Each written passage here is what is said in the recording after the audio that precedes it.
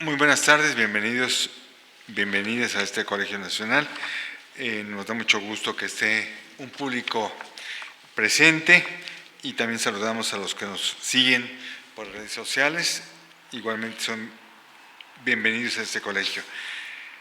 Este curso se denomina Muy Noble y Leal, Ciudad de México. La ciudad sigue siendo leal y noble a pesar de nosotros mismos, a pesar de sus habitantes. De la Ciudad de México se pueden decir muchas cosas. Yo creo que se puede decir lo que García Márquez dice de Cartagena de Indias. ¿Cómo será noble esta ciudad que no hemos podido acabar con ella después de 6 siglos de existencia? Sigue en pie a pesar de todo y por la nobleza y el coraje de sus habitantes. En sesiones anteriores hemos visto la ciudad desde el punto de vista de los escritores, de los historiadores y de los mercados. En esta ocasión vamos a ver la Ciudad de México como protagonista del cine mexicano a través de la mirada de Hugo Lara Chávez, quien es director, guionista y productor ejecutivo de una película titulada, entre muchas otras, Cuando los hijos regresan, que es de 2017 y que por supuesto es una parodia de la película tradicional Cuando los hijos se van. Una película, Cuando los hijos regresan, muy de nuestro tiempo, muy de millennial, donde los niños quieren vivir con sus papás y que los mantengan. Así debe ser. Exacto. Hugo Lara, me da mucho gusto ver otra vez su rostro. Él es productor de la serie de televisión La Calle, El Aula y la Pantalla. Es editor fundador del portal de cine Correcámara.com y director de Correcámara AC.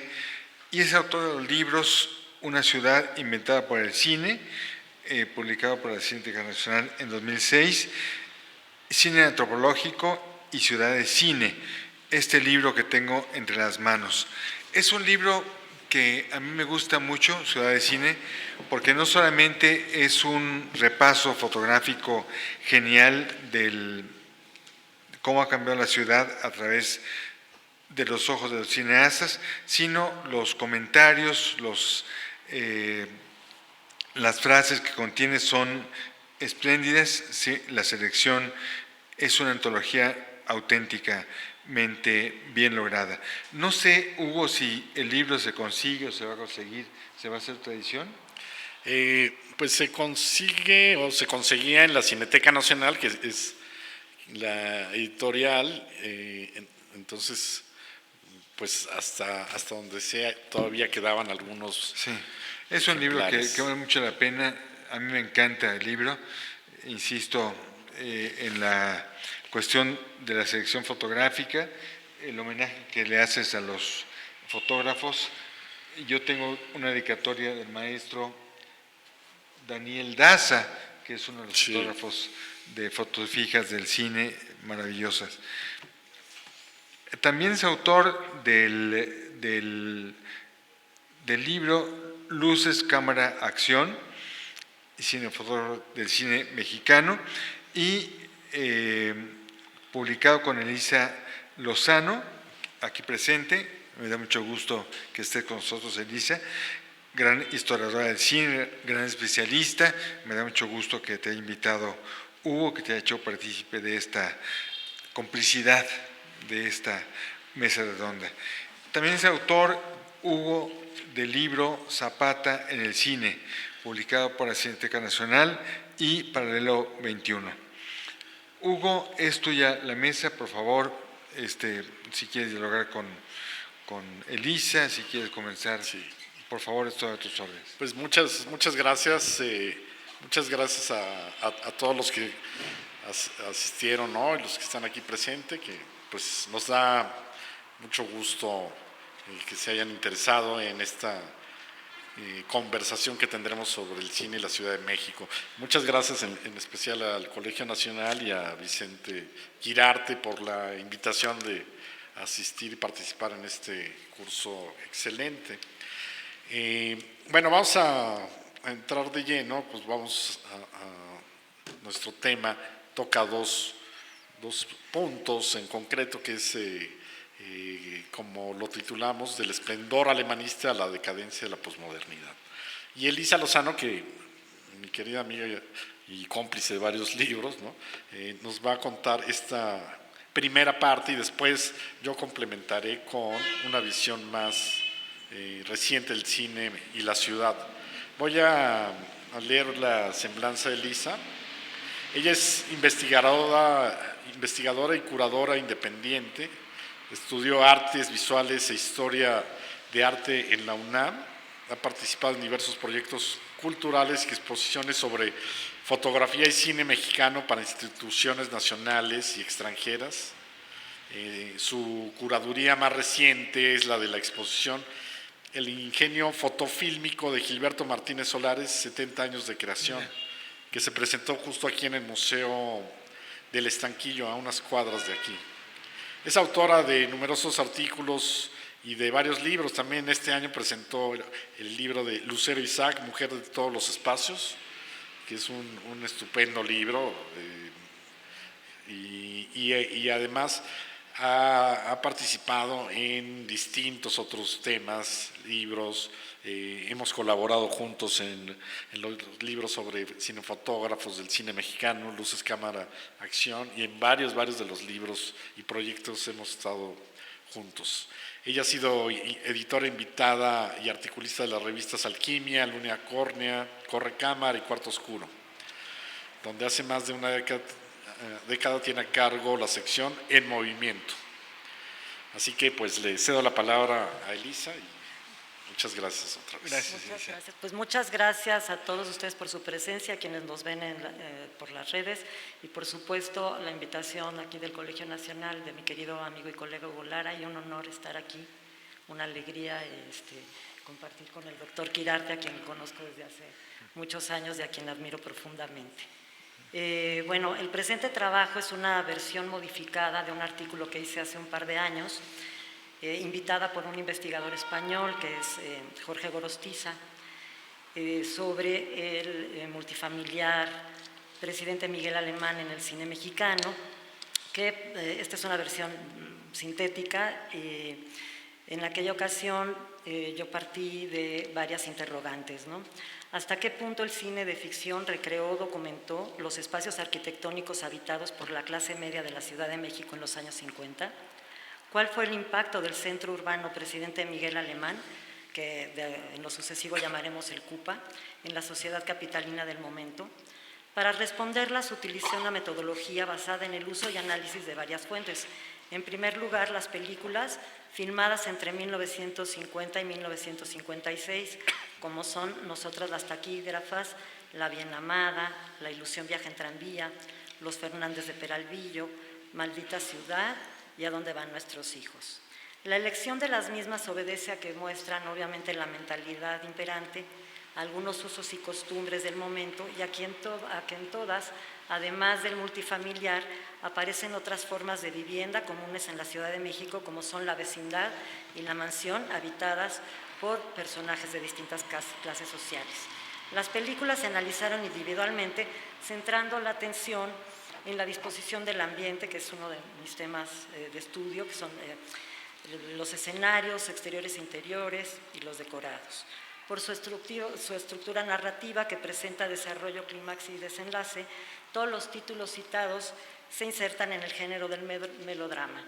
Y aunque fueron dirigidas por realizadores con posturas ideológicas y estéticas distintas, su análisis permite tener un panorama representativo de los intereses del cine mexicano industrial producido en los años 50. Voy a poner algunas imágenes. Parte fundamental del presente estudio fue la revisión hemerográfica de esos años de diarios capitalinos de gran circulación y de la revista Arquitectura México, fundada y dirigida desde 1938 por el propio Mario Pani, que resultó una fuente esencial para observar la postura ideológica urbanística de los actores sociales del momento, y además la investigación se completó con fuentes gráficas de diversos archivos. Les voy a hablar un poco del contexto. El sexenio del licenciado Miguel Alemán Valdés, de 46 a 1952, el primer presidente civil de México, se caracterizó grosso modo por fortalecer el crecimiento industrial, favorecer la inversión extranjera, fomentar el turismo como nunca antes y modernizar al país con nueva tecnología y con la construcción de aeropuertos y carreteras.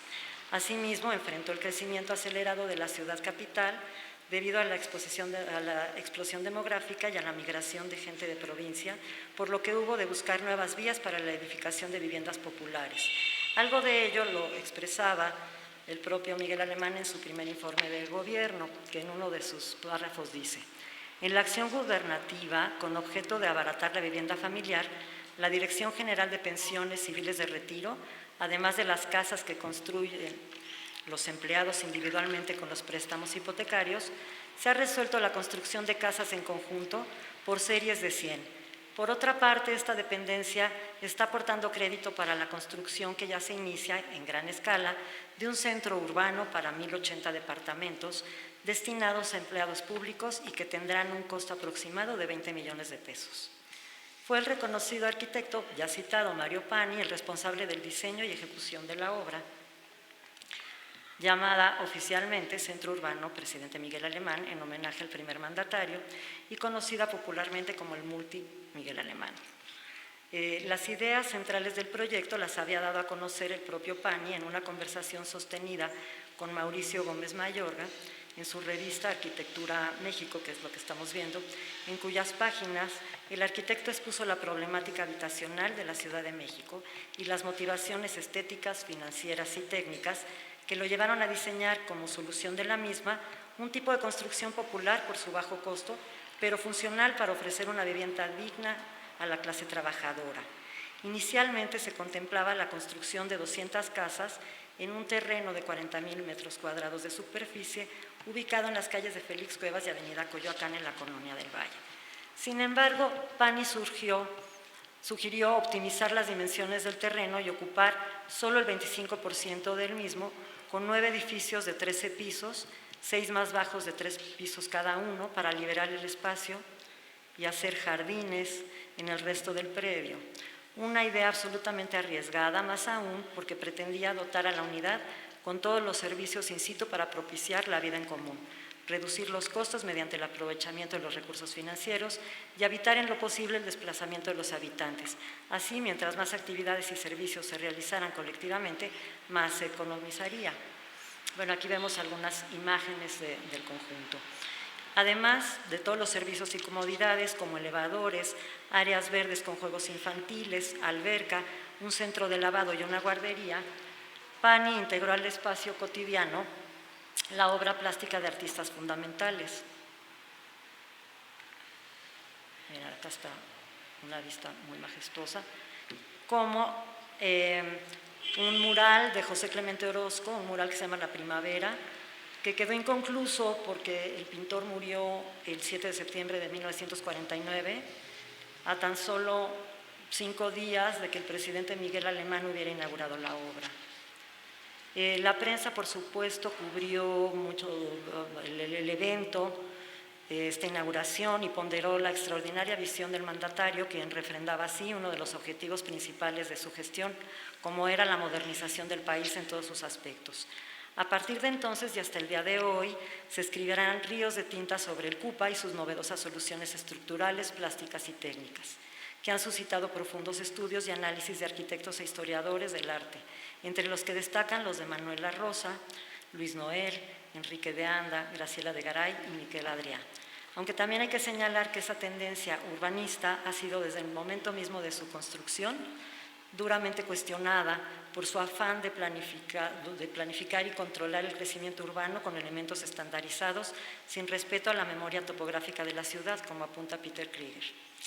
Del concreto al celuloide. Desde la introducción al país del cinematógrafo en 1896, la Ciudad de México fue un constante leitmotiv y la década que nos ocupa no fue la excepción. En este momento, la industria cinematográfica mexicana se caracterizaba por sus altos niveles de producción de más de un centenar de filmes al año, y la capital tenía 2.872.000 habitantes, es decir, el equivalente a la población de las 14 ciudades que le seguían en tamaño. Asimismo, los productores, conscientes de que los espectadores nacionales comenzaban a aburrirse con los temas de antaño y acordes al concepto de modernidad que al gobierno le interesaba difundir internacionalmente, introducen cambios temáticos y, como señala con acierto Carlos Martínez Assad, sustituyen al ranchero por el estudiante universitario, al cacique por el político, la comedia ranchera dará paso al drama citadino, el ferrocarril al avión y la casa provinciana a las unidades habitacionales, obviamente siendo la más espectacular el Cupa. Por ello no extraña que varios realizadores se sintieran atraídos por filmar en este lugar que representaba el epítome de la modernidad. El pionero en explorar las posibilidades del Cupa como escenario cinematográfico fue Emilio Gómez Muriel en la cinta Nosotras las taquígrafas, al ubicar en un departamento de la planta más alta la morada de las dos hermanas huérfanas interpretadas por Lilia del Valle y Elda Peralta. Si bien en términos narrativos este es un melodrama común que muestra los problemas, historias de amor y dimes y diretes que enfrenta un grupo de mujeres de diversas edades que trabajan en una oficina, este resulta importante porque evidencia la incorporación de la mujer mexicana al mercado laboral del país.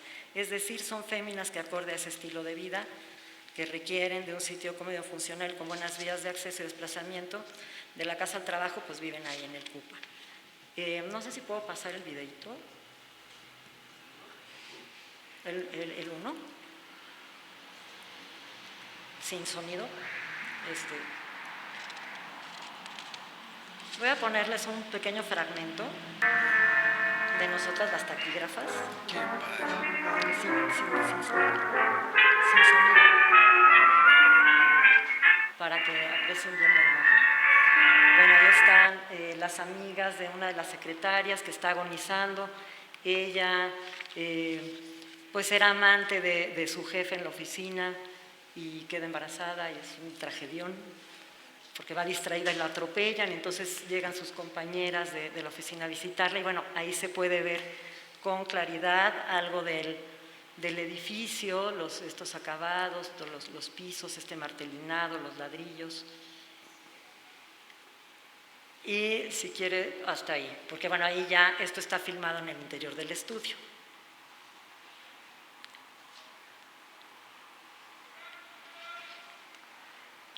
El siguiente realizador interesado en el multifamiliar fue Emilio Fernández, quien lo elige como escenario de La Bien Amada. Para entonces, Emilio Fernández ya era muy reconocido internacionalmente por sus películas como María Candelaria, La Perla, Maclovia y Río Escondido, de tono costumbrista y una estética popular y singular en la que confluían elementos de la gráfica, la pintura y la fotografía, y a su vez también había demostrado gran maestría en abordar temas urbanos, como prueban sus películas Víctimas del Pecado y Salón México.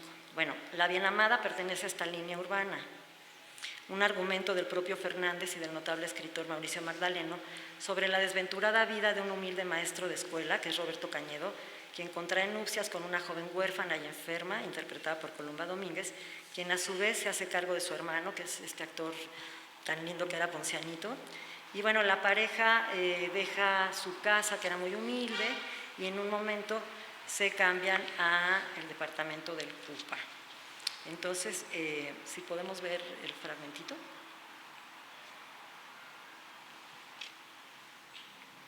Vamos a ver un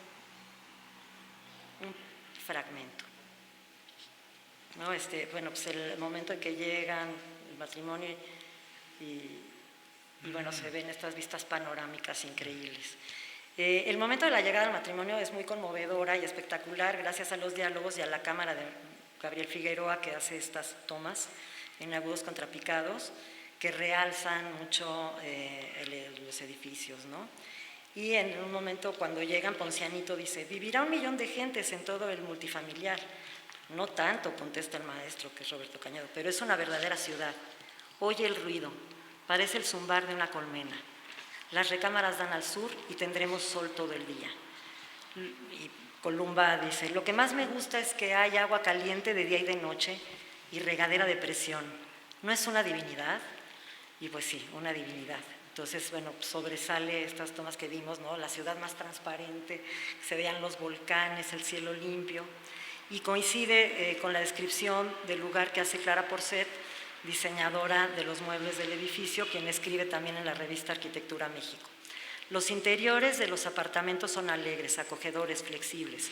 El sol, el aire y las plantas entran a ellos fusionando el espacio exterior y el interior. Los colores de los muros son luminosos o apacibles.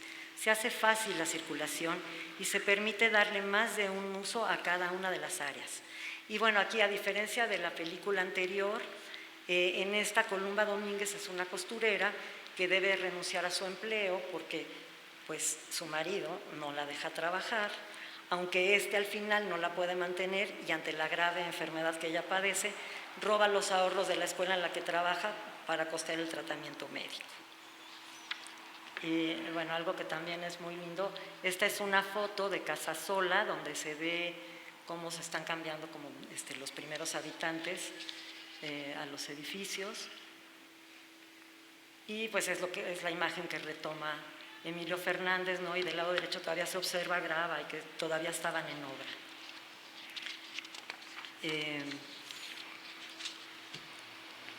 Cabe destacar también que simultáneamente a la filmación de esta película, Mario Pani sufrió fuertes críticas de ciertos sectores de la sociedad y de sus mismos colegas que lo atacaban por lo que apareció en la revista Arquitectura México el artículo La vida en el multifamiliar de Antonio Acevedo, en el que defendía a capa y espada el proyecto de Pani y ponderaba las enormes ventajas de habitarlo. La siguiente película, muy conocida, es La ilusión viaja en tranvía de Luis Buñuel, quien, como me recordaba Hugo el otro día, pues vivía exactamente muy cerca del multifamiliar, casi enfrente, en la Cerrada de Félix Cuevas, que hoy alberga la Academia Mexicana de Artes y Ciencias Cinematográficas, y Hugo bromeaba que, bueno, pues el día de esta filmación Buñuel no tuvo que madrugar mucho para llegar al set, nada más se cruzó la calle, ¿no? Y en esta película hay una secuencia donde Lilia Prado toma el trolebús y se ve el Cupa, ¿no? Esta es una comedia sobre dos hombres, Carlos Navarro y Fernando Sotomantequilla, que roban un tranvía y recorren la ciudad. Y bueno, nada más sale en este fragmento, pero también vale la pena apuntar que también hay una escena en la que se ve el paso de unos borregos por la calle en algún momento. Este es un detalle que alguien podría interpretar como un mero capricho buñueliano o un guiño surrealista, pero la verdad es que está basado en la realidad, ya que para entonces en la capital todavía había algunas zonas semirurales y era frecuente ver animalitos, todavía había mucha gente que tenía sus vacas, sus borreguitos, sus gallinitas, ¿no? Y bueno, la siguiente película es Los Fernández de Peralvillo, titulada originalmente El mundo en que vivimos, de Alejandro Galindo, que bueno, pues es considerado el director urbano por excelencia, que hace un retrato sin concesiones de los habitantes de la Ciudad de México. Y esta se inicia con los créditos superpuestos en las imágenes del Cupa, en la que también pues, se pueden apreciar con detalle todas las texturas y los materiales con que fue construido, ¿no? También aquí en la imagen de abajo, bueno, inicia la película en que Víctor Parra, que es un joven muy frustrado, es un vendedor de licuadoras, pues va por los pasillos a vender la licuadora, que bueno, también aquí es curioso, ¿no? Porque en una familia de tantas, David Silva vende aspiradoras, bueno, y aquí el joven Fernández vende licuadoras, sin éxito, por cierto. Y bueno, otros espacios importantes a nivel narrativo en esta película y que evidencian los contrastes socioeconómicos de la gran urbe es la vecindad que habita la familia Fernández, ¿no?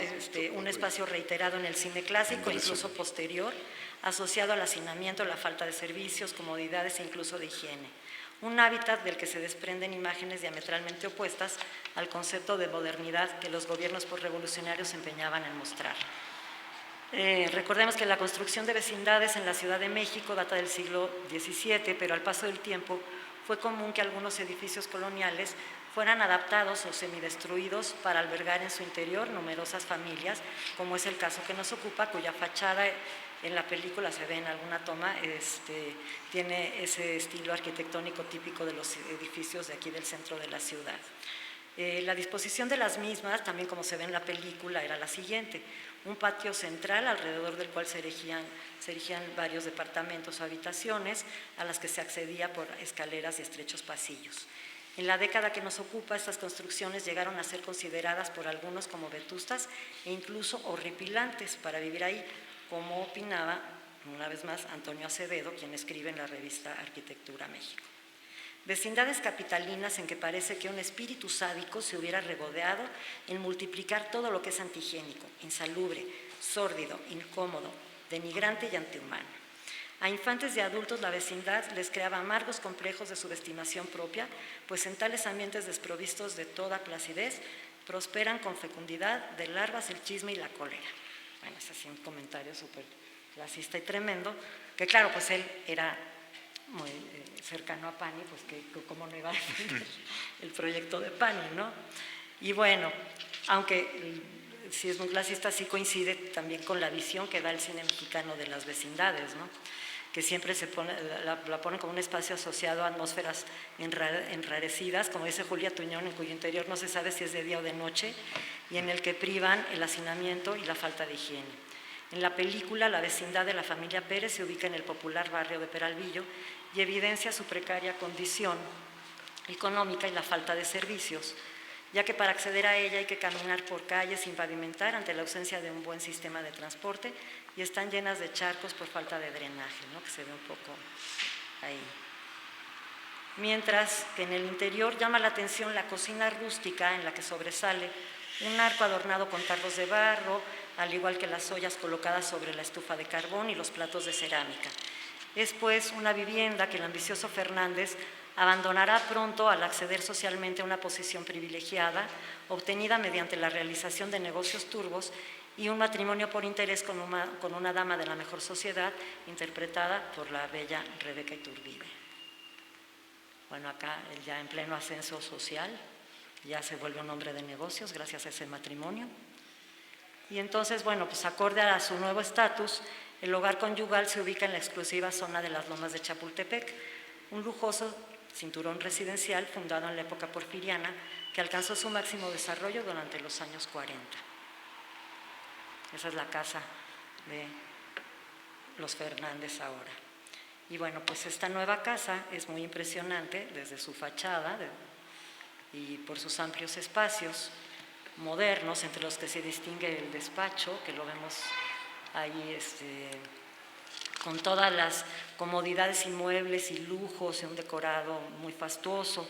Elementos importantes porque es a través de ellos que Galindo, en complicidad con el escenógrafo Ramón Rodríguez Granada, devela la personalidad del protagonista y su ansia de poder, alejándose de la convención cinematográfica en la que los pobres suelen ser buenos y los ricos malos, como anota Francisco Peredo, quien señala: los pobres de Galindo no conforman una galería de personajes seráficos, pintorescos, cantadores y ultrasolidarios que son pobres pero muy honrados. Galindo no idealiza a los desposeídos, que ni son tan pacientes y que sí, en cambio, aparecen como muy proclives a ser tan ruines, mezquinos y amorales, como los ricos que parecen tener la exclusiva en este sentido, cuando menos en el cine y la televisión mexicana. Y pues así es, aquí el protagonista, corrupto y traidor, regresa después arrepentido a la vecindad, en busca de su madre y de su abnegada exnovia, y bueno, al final acaba asesinado por el socio al que traicionó, interpretado por David Silva, y su cuerpo quedará tirado en la calle junto a esa vecindad de la que nunca debió salir. Nuestra siguiente cinta es Maldita Ciudad, de Ismael Rodríguez, que inicia con una frase: irán a vivir a uno de esos grandes conjuntos donde se vive un drama en cada departamento y el suyo causará lástima, dice el joven novelista, interpretado por Julio Aldama, a la familia de su novia, que es Marta Mijares, en la secuencia inicial de esta película.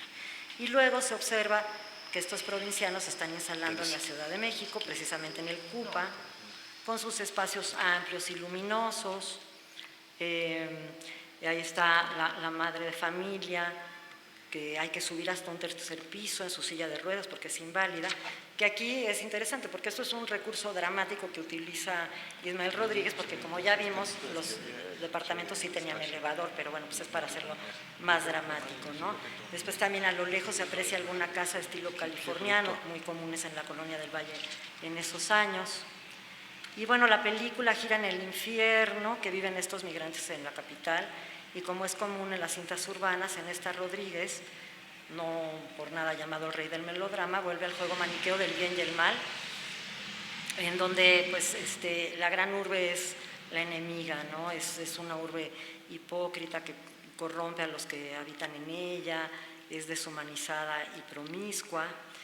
Y bueno, acorde un poco a esto, el catálogo de nuevos vecinos que ahora rodean a la familia son, por ejemplo, una madre soltera que vive del dinero que le dan sus amantes, con su hija igual de interesada, una empleada interpretada por María Victoria, que es la imagen que vimos al principio, que es coqueta y respondona y chantajea a su patrona y usa su ropa. También están presentes algunos los juniors, ¿no? Bueno, acá, perdón, me voy a regresar tantito porque aquí se aprecia muy bien también los pasillos, las jardineras. Y bueno, los juniors que entran a toda velocidad por la unidad, ¿no? Y pues uno de ellos seduce a la hija del provinciano, que a su vez, este provinciano, que es Fernando Soler, se corromperá por dinero y será infiel a su mujer. Y en cuanto al espacio físico en el que se desenvuelven los personajes, pues resulta interesante el tratamiento y peso que Rodríguez otorga al edificio, que es inverso al de las películas citadas, ya que si bien en varias escenas se muestran estos grandes espacios, que en algún momento la protagonista dice que cuentan in situ con correo, mercado, alberca, todo aquí sin tener que salir del edificio.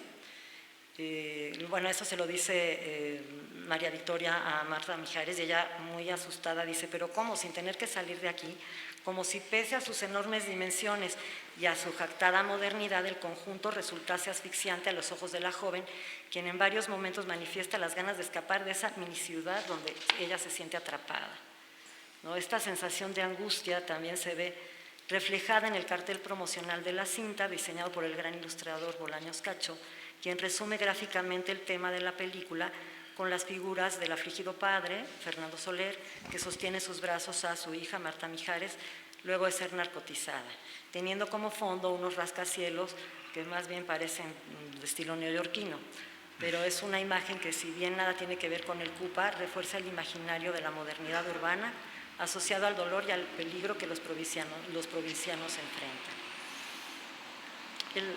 La siguiente película es A dónde van nuestros hijos, de Benito Larraqui, filmada de 1956.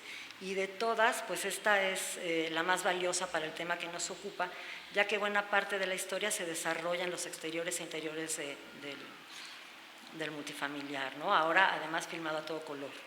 La película inicia con vistas del centro de la Ciudad de México, con sus edificios coloniales y calles, que en transporte público recorre el pater family, un burócrata de provincia, que es Víctor Junco, para llegar a su trabajo en la Secretaría de Hacienda. En su condición de servidor público gubernamental, él ha tenido oportunidad de acceder al préstamo para adquirir una vivienda digna, un departamento en el Cupa que habita con su mujer y sus 5 hijos. Al igual que en las películas ya comentadas, abundan en esta las tomas panorámicas, mientras que en el interior del departamento se observan las características siguientes. La estancia y la cocina, que no obstante tanta modernidad, cuenta apenas con una estufa de una hornilla, un refri y un radio. Y bueno, es un lugar importante la cocina en toda la película, porque ahí es donde se reúnen, se preparan los alimentos, se comenta lo que sucedió en el día, y sirve como pretexto también para ver la transformación de los roles tradicionales y las nuevas prácticas sociales entre hombres y mujeres. En cuanto a los dormitorios, pues estos son apenas 3 y resultan insuficientes para una familia tan numerosa, por lo que el más pequeño duerme con sus padres, y los otros, bueno, pues está la recámara de las niñas y la de los varones, ¿no? También esta falta de espacio se hace evidente porque solo existe un baño para dar servicio a los 7 miembros, y bueno, pues mucho menos hay lugar para una mascota que debe pernoctar en el pasillo, ¿no? Que aquí el niño llega con el perrito y el papá se enoja muchísimo.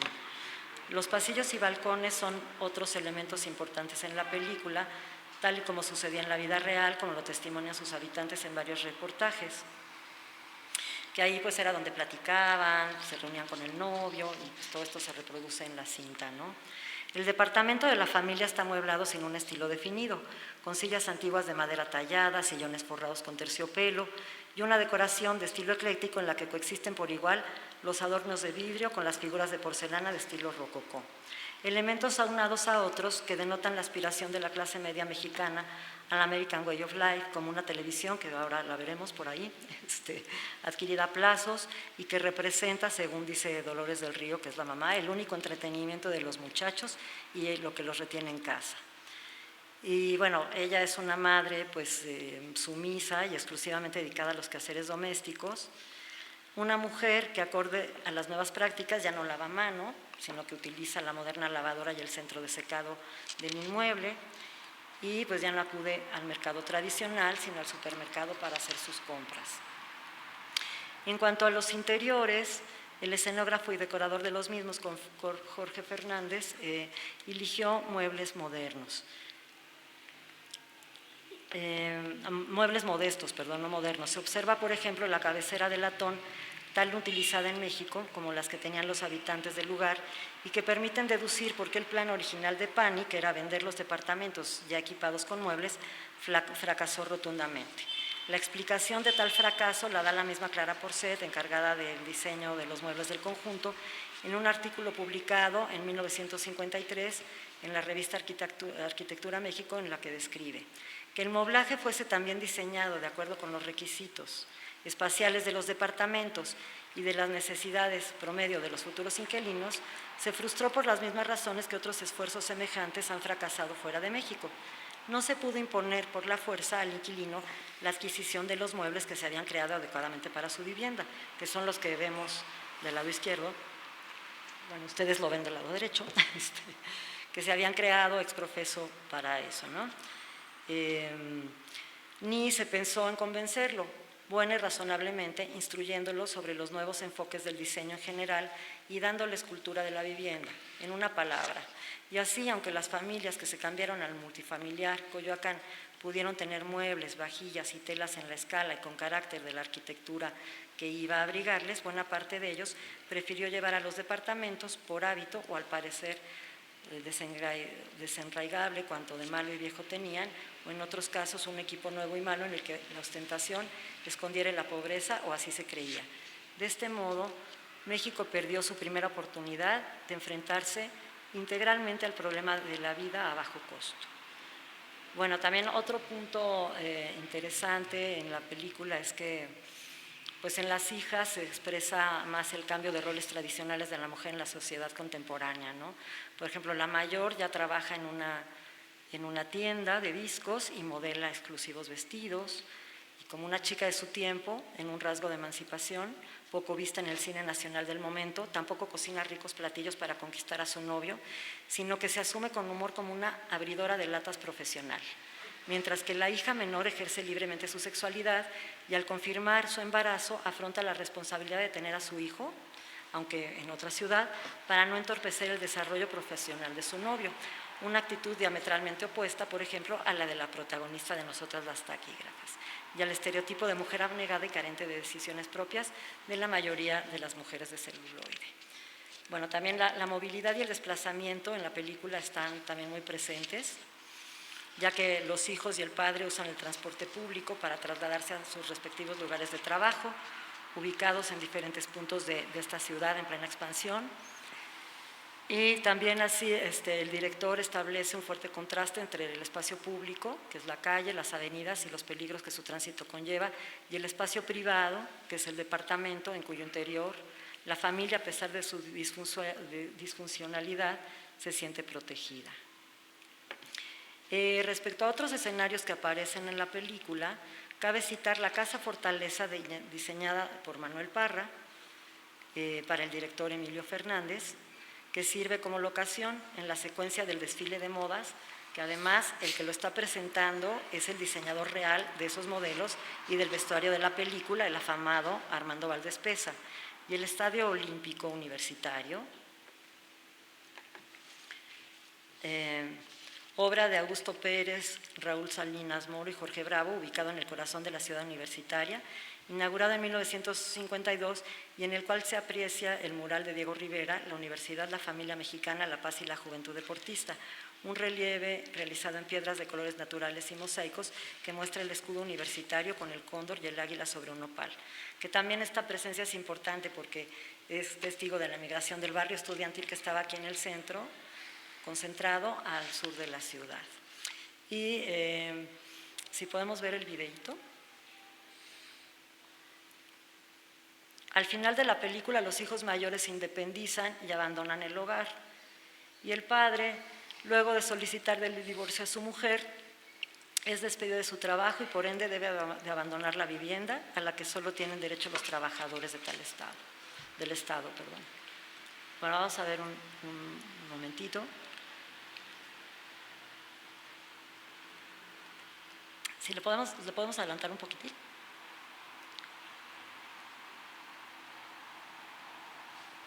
Un poquitito más.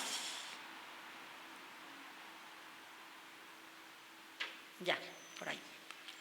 ¿No? Entonces, bueno, al final de la película el papá, pues ya se va de la casa, se quiere divorciar, pero bueno, ya derrotado, recapacita ante el amor de su abnegada mujer y de su hijo pequeño, con quienes parte a emprender una nueva vida, mientras, ahora lo veremos, el camión de la mudanza abandona el conjunto y bueno, pues se ve una toma ahí de los cuidados jardines.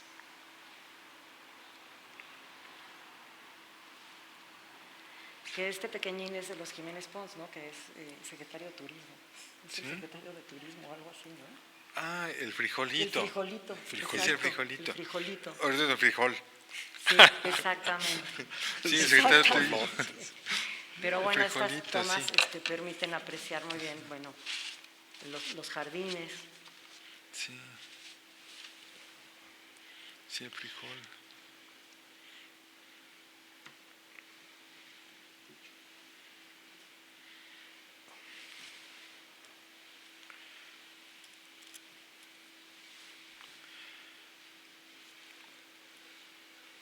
Que bueno, el niño pertenece a esta familia, los Jiménez Pons, que eran muchos hermanos, todos Sí. muy buenos actores del cine mexicano, del periodo clásico.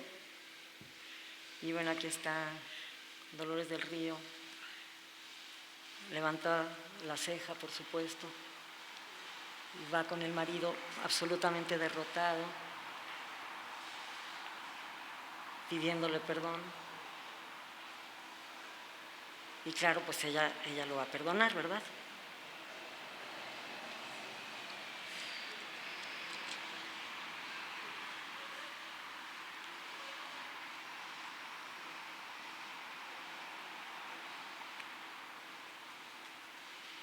Y ya, por supuesto, se levanta y ya.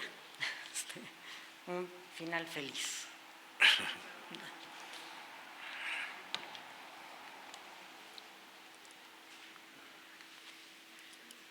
Bueno, ese es un estilo de la película, un poco la misma escena.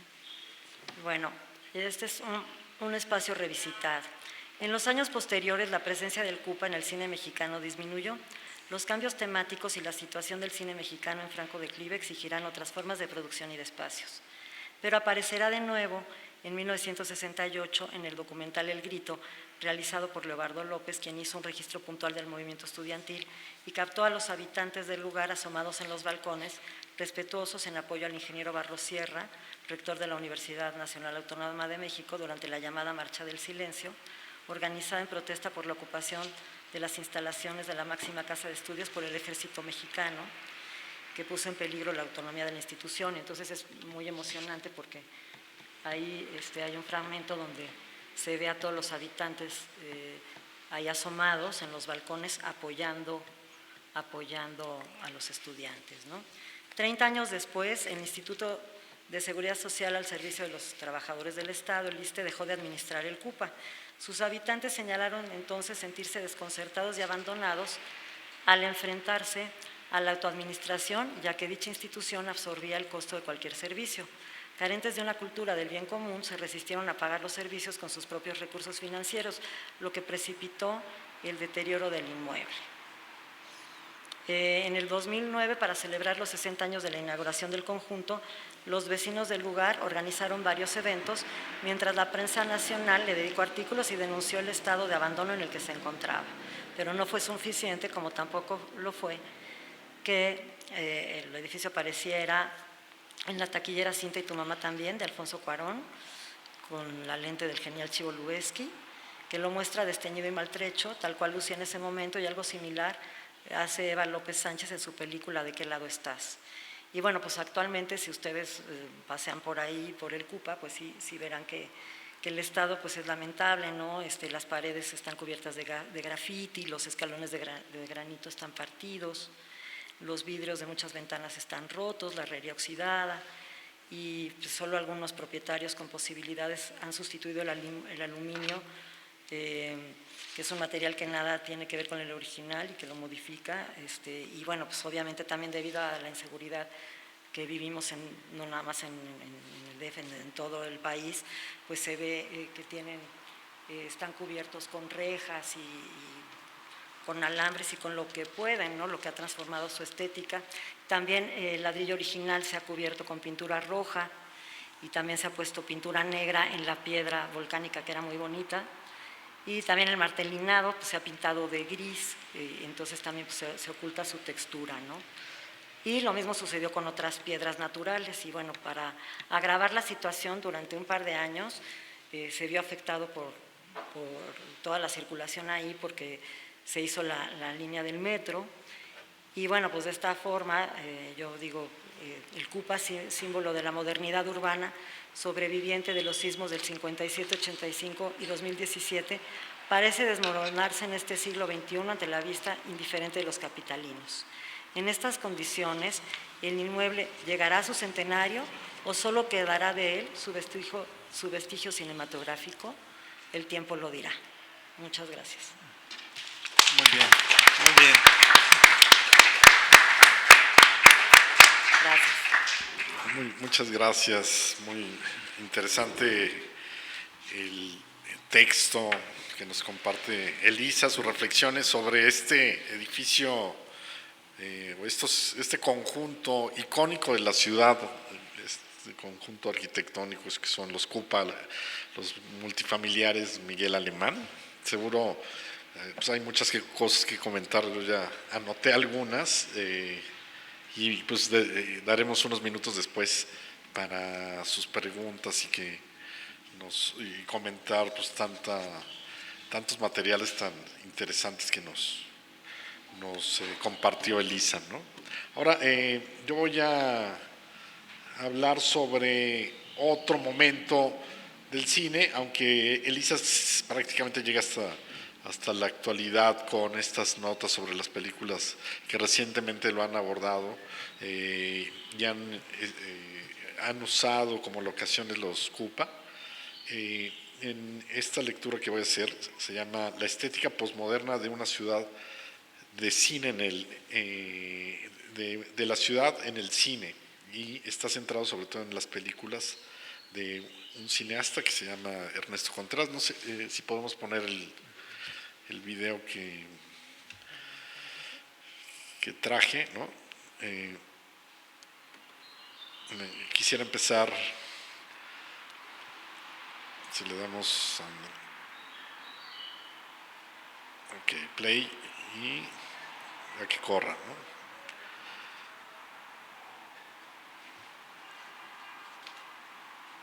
Este es como una pequeña intro, que es un poema que me gusta mucho de Vicente Quirarte, aquí, La Armada Invencible, ¿no? Y que habla de estos, de los viejos cines de la ciudad, que me parece son una gran manera de empezar, ¿no? Con una reflexión también sobre nuestra ciudad y sus espacios arquitectónicos y cinematográficos, ¿no? Es solo un fragmento, pero bueno, espero que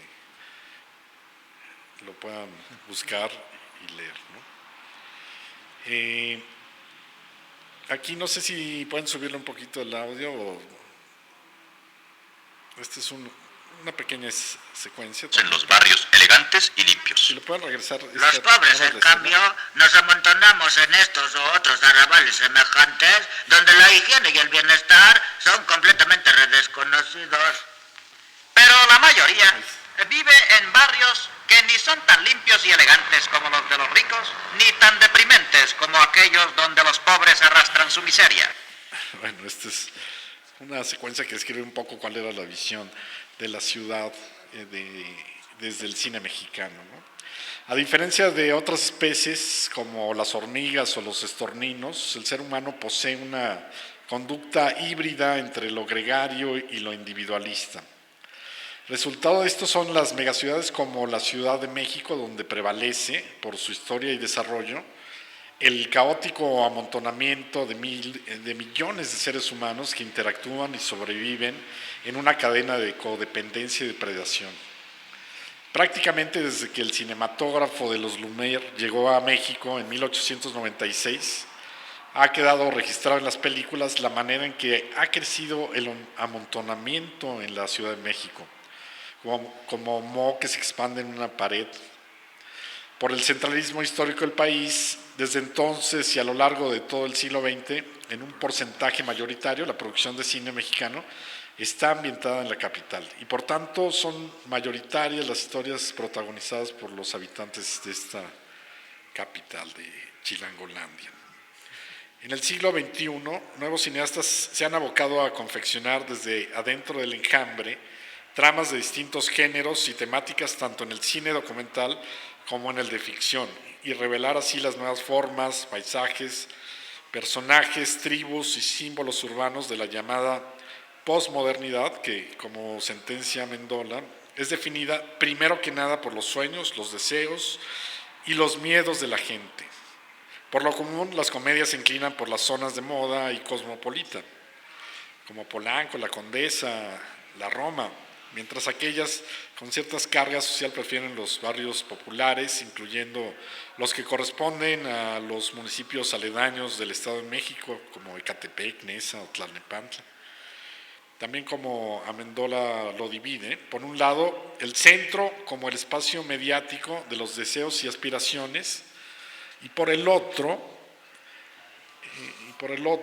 la realidad, la ciudad residual, el de la periferia y marginalidad, sin una identidad clara o que se parece a cualquier otra ciudad. Es decir, la ciudad de los no lugares de los que habla Auger.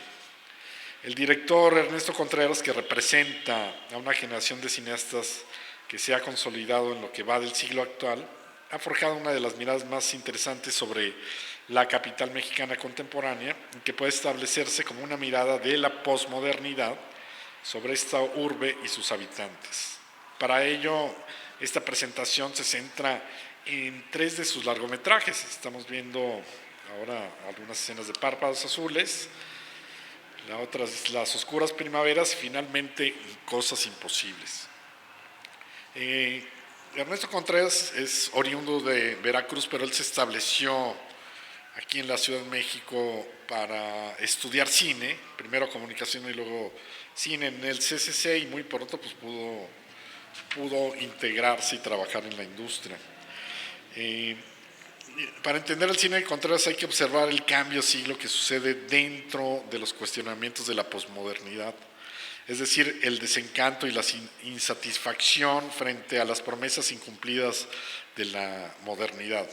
En ese contexto suceden grandes procesos en el país y en el mundo: la globalización económica, la transformación democrática, el trastorno social derivado de la delincuencia y el narcotráfico, la multiculturalidad, el ascenso de las minorías, del feminismo y la diversidad de género, también la lucha de la comunidad LGTBQ, el cambio digital que marcó Internet, las redes sociales, el cine mismo, en fin, desafíos de distintos tipos, incluso los ecológicos, ¿no?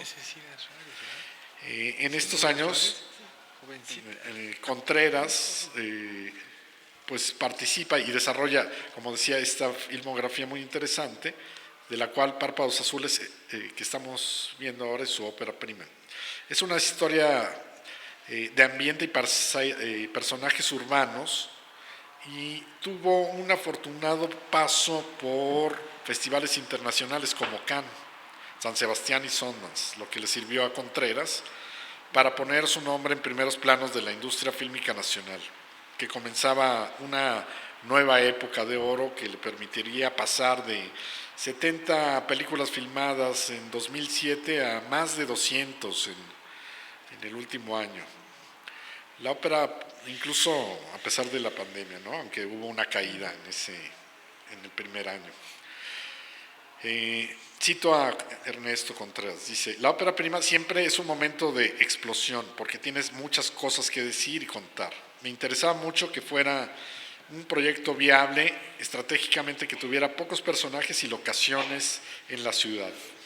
Es difícil decir cuáles eran las influencias de ese momento, pero estaba muy impactado por el cine de Von Kar-wai, Paul Thomas Anderson y evidentemente por los grandes maestros como Fellini, Buñuel, Kurosawa. Cierro la cita. La música de Dave Berry y su tema The Strange Effect envuelve con su cadencia todo el ambiente de Párpados Azules. Se ajusta al tono triste y tierno que Contreras buscó conferirle al guión escrito por su hermano Carlos, y que abreva de las piezas chejovianas acerca de unos personajes abstraídos que buscan la felicidad.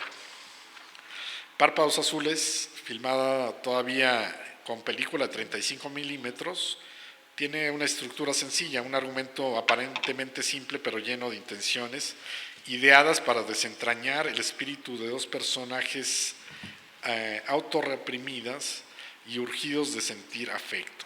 La materia prima de todo el relato es la austeridad. Si bien en la película hay secuencias en las que parece que no pasa demasiado, se muestran continuamente actitudes que revelan la extraña conducta de los personajes, entre apáticos y desanimados, que tienen ganas de amar apasionadamente pero no pueden o no saben cómo. Son personajes de la posmodernidad y sobremodernidad que, como señala Andrea Franco, como las ciudades parecen el resultado del fracaso del mundo, los hijos urbanos de los sistemas capitalistas, más solos, más infelices, más marginales, más otros. Así se narra la historia de Marina Farfán, interpretada por Cecilia Suárez, quien recibe el premio de un viaje a un gran hotel en una playa paradisíaca con todo incluido para 2 personas, de manos de la senil pero exitosa dueña de la fábrica de uniformes donde trabaja, que es doña Lulita, la estamos viendo, Ana Ofelia Murguía. Sin embargo, Marina no logra conseguir un acompañante, pues su única opción, su hermana Lucía, le pide en vano que le transfiera el premio para irse con su esposo y arreglar su matrimonio en crisis. Entonces Marina decide invitar a Víctor Mina, que encarna a Enrique Arreola. Es un completo extraño que se le presenta por casualidad como un compañero de la secundaria en un café de chinos. Ambos, sumidos en una rutina gris, se dan la oportunidad de conocerse mientras fantasean con los planes de viaje, acuden a bailar, hacen un día de campo y van al cine, pero su romance es aguado y anticlimático. En paralelo a la trama principal se cuenta la historia de doña Lulita, la dueña de la tienda de uniformes, que sufre ya los síntomas de la senilidad. Es un personaje de carga simbólica que narra su historia de éxito que comenzó presuntamente 47 años atrás. Según su testimonio, Lulita se emancipa de su marido opresor cuando abre su primera fábrica de uniformes gracias a la mágica visita de un ave que la aconseja. El pájaro es un mensajero que le lleva la felicidad. Siempre acompañada de Rita, su inseparable asistente y cuidadora, el personaje de Lulita interactúa mínimamente con Marina, quien para ella es una más de las empleadas de la tienda de uniformes. Ahí apareció Jorge Ayala Blanco. Marina es una empleada insignificante ante los ojos y la memoria de Lulita, a quien su asistente debe recordarle su nombre al oído. Lulita, entre aplausos del resto de los empleados, otorga a Marina el premio a la playa como una promesa inequívoca de felicidad. Esta será tu oportunidad de ser feliz. Como la hada madrina a Cenicienta, le dice Lulita a Marina, custodiada por los viejos maniquís que parecen reír y celebrarlo. Así Lulita se convierte para Marina, al menos metafóricamente, en la portadora de la felicidad. Lulita aparecerá en otros momentos a lo largo del film, en su decadencia y soledad, acompañada de Rita, a quien le irá confesando su agrio sentido de la existencia y le revelará que es mentira el cuento del pájaro que le habló. Es un acto de expiación. En un acto de expiación, Lulita ordena que los pájaros sean liberados. Para Contreras, la tienda de uniformes que vimos hace un momento fue lo que él llamó su locación ancla. Era una tienda de uniformes que estaba en Insurgente Sur, que se llamaba Oscars. Esta uniforme ancla se eligió y establece, digamos, toda la estética de la película. A partir de la tienda y los maniquís se definen, por ejemplo, cómo son los departamentos, las casas, las calles, el restaurante, el salón de baile, los parques, el cine. Curiosamente, la mayoría de las locaciones ya no existe. La película se filmó en 2006 y para Contreras eso fue una evidencia de que voluntaria o involuntariamente las películas sirven como un registro histórico de la ciudad que, como señala Imbert, está en permanente reescritura, como pergamino sobre el que se escribe y reescribe una y otra vez. Cito, la ciudad es palimpsesto, es un ser inacabado que se va construyendo de acuerdo con los recorridos que en él se efectúan. Y cierro la cita. Entre las locaciones que se visitan está el exterior del desaparecido Cine Continental, en Avenida Coyoacán, ahora es un Walmart, donde por cierto los personajes entran a ver justamente Párpados Azules, o sea, su propia película, como remanente de un ejercicio de metacine que no prosperó en el guión, ¿no? Porque se iban a ver ellos mismos en la pantalla y al final eso no sucede, pero sí se ve el cartel de Párpados Azules. También aparece el Salón de Baile San Luis, que aún existe en la colonia Roma, el restaurante Charleston, desaparecido ya, pero legendario porque era de los favoritos de Buñuel y recordado por su eslogan, el mejor cabrito del mundo. Allí aparece, lo vimos hace ratito, haciendo un cameo el crítico Jorge Ayala Blanco, que según recuerda Contreras, durante el rodaje contaba anécdotas de sus comidas en ese lugar con el cineasta hispano-mexicano. Sí era muy bueno el cabrito, sí, yo sí llegué ahí. Yo también. Párpados Azules posee un tono melancólico para que funcione como una fábula, o más bien una antifábula urbana o una anticomedia romántica, donde observamos a los protagonistas como dos seres que no quieren estar solos, pero no pueden estar con alguien. Con sus actores emprendió un trabajo de mesa, de ensayos, lecturas e improvisaciones en las que se tomaron decisiones como el detalle de que estos personajes nunca sonríen, pero no porque están enojados o tristes, sino porque es parte del espíritu de la historia. Contreras afirma que uno de los retos era que fueran personajes grises, pero a la vez empáticos, que fueran personajes que se podrían aparecer en el metro o en la calle, cada uno inmerso en sus pensamientos y sus problemas, como lo hace Wim Wenders en Las Alas del Deseo, por ejemplo. En efecto, estos dos seres comunes y corrientes son curiosamente capaces de inspirar simpatía, o por lo menos lástima, aquella que se descubre en medio de la vida cotidiana de muchos habitantes de una enorme ciudad llena de incertidumbre y de deseos que esperan desfogarse, que son absorbidos por la vorágine de la posmodernidad que, como anota Amendola, funciona como una especie de zapping en el que la persona elige lugares, estilos, imágenes, códigos, ángulos y los combina en una experiencia personal. Un elemento importante comentaba, esos silencios entre los personajes, donde se siente cierta incomodidad y cobra más relevancia lo que sucede alrededor o detrás de ellos. Eso sucede en secuencias como la del restaurante elegante o la del picnic en el parque que se veía hace un momento, cuando los personajes intentan comunicarse, intentan conectarse y hablar de algo que los vincule, pero no hay forma, y de pronto la conversación se llena de pausas. Le podemos poner tantita pausa, por cierto, ¿no? Para que no siga avanzando. Un momento, aquí. Se llena de pausas incómodas, donde es más interesante el hilo del mantel o una pareja que discute atrás, o las hojas del árbol. Habrá que hacer notar que en Párpados Azules hay abundantes situaciones donde las tiernas y a veces patéticas reacciones de los personajes provocan sonrisas, las que desatan un par de pobres diablos que sueñan en fugarse de su condición, pero sin muchas esperanzas. Las secuencias con largos silencios y pocos diálogos proporcionan una atmósfera donde se percibe su desazón en el afán del director de plasmar estados de ánimo en la pantalla y hacer evidente el aislamiento de estos personajes.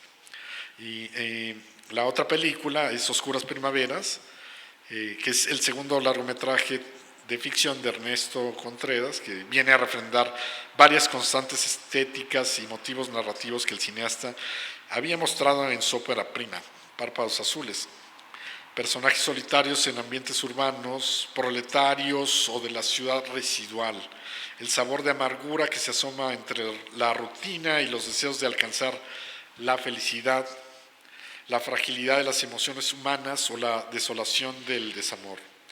Las Oscuras Primaveras es un filme sobrio que narra el triángulo amoroso entre Igor, que interpreta a José María Jaspic, Flora, que encarna a Cecilia Suárez, y Pina, que interpreta a Irene Azuela. Igor y Flora llevan un matrimonio convencional pero aburrido y monótono, más aún debido a que no pudieron tener hijos. Y por su parte, Irene, divorciada y madre del pequeño Lorenzo, es empleada en la misma oficina donde ha llegado a trabajar Igor. Ella sostiene con apuros a su hijo Lorenzo, a quien regaña con estallidos de neurosis a cada momento, mientras que el chico la sabotea cada vez que puede, ¿no? Si quiere, sigue corriendo el video, gracias. La película abre con Igor y Pina en el trabajo, quienes sin conocerse tienen un encuentro sexual en un cuarto de máquinas y comienzan un romance furtivo.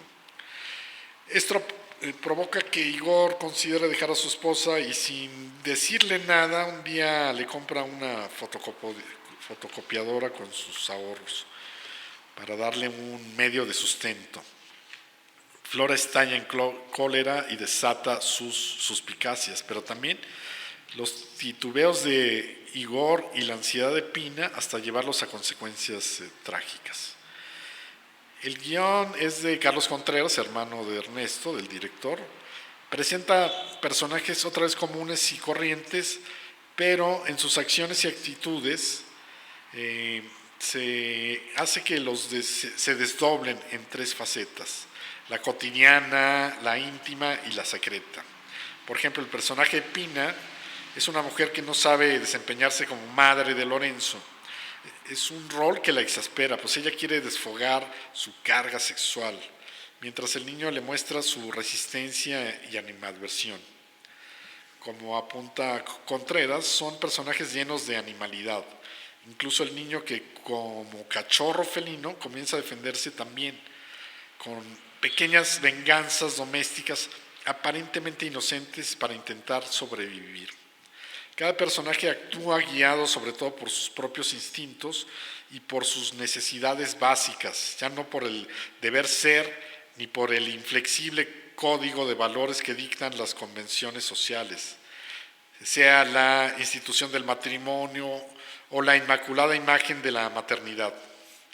Más bien, el comportamiento de estos seres remite a la tesis del pensamiento débil de Gianni Vattimo, donde no prevalece una verdad absoluta ni tiene cabida una imposición de valores, sino que permite la multiplicidad de perspectivas, todas válidas al mismo tiempo. Así, Pina renuncia a ser madre y Lorenzo también renuncia a ella. Igor traiciona a Flora, quien es la única que no puede salvarse de la carambola de emociones, ni que el destino, en forma de fotocopiadora, termine por aplastarla. En lo que respecta a la ambientación y la fotografía, hay un notable trabajo de los directores de arte, Bárbara Enríquez y Alejandro García, así como del fotógrafo Tonatiu Martínez, que crean atmósferas sombrías con una paleta de verde y grises. Hay que notar el equilibrio que logran en los espacios y en la composición de los planos, pues entre el caos y sencillez de los departamentos o las locaciones urbanas, el metro Chabacán o las deslucidas unidades habitacionales, se integra orgánicamente a una visión estética que transmite frialdad y decadencia. Como Contreras cuenta, para este largometraje se sirvió de la Torre Latinoamericana como la locación ancla. Curiosamente nunca se ve el exterior de la icónica torre que se ubica en el primer cuadro de la ciudad, aquí a unas cuadras, como saben. Pero es el interior de la oficina donde trabaja el personaje de Azuela, así como el café, un cuarto de máquinas y los balcones donde fuma. Eso determinaron como el estilo de los ambientes y las atmósferas. La fachada exterior se filmó en otro edificio. Hay más locaciones que complementan este ambiente, como el Hospital de Jesús, también en el centro, del que se usó el comedor, en la escena en la que Pina le enseña sus piernas a Igor. El rodaje también usó locaciones de Iztacalco, donde vive Pina, y aparece especialmente la unidad habitacional Esperanza de la colonia Narvarte, que habita la pareja de Igor y Flora. Aunque los interiores de ambos departamentos se hicieron en edificios de la colonia Roma, por la zona de la Romita, ahí se filmaron esos interiores. La unidad de Esperanza, por su parte, pues es llamativo porque fue el primer conjunto habitacional en la capital del país, precursor de la masificación de la vivienda a nivel nacional. Entonces, un poquito anterior de los alemán, de los Cupa. Cuenta Contreras que en esta película tenía suficiente tiempo para buscar locaciones, recorrer la ciudad, salir a buscar los espacios, incluso las paradas de autobuses, ¿no? Es como, tienen ciertas características específicas que se vinculan orgánicamente con la trama. Este método de escautear y elegir locaciones también se repitió con los demás espacios, como las estaciones del metro, los puentes peatonales o los moteles de Tlalpan que se ven. Junto al trabajo de los diseños de arte y el fotógrafo, también se estableció el clima frío de la ciudad.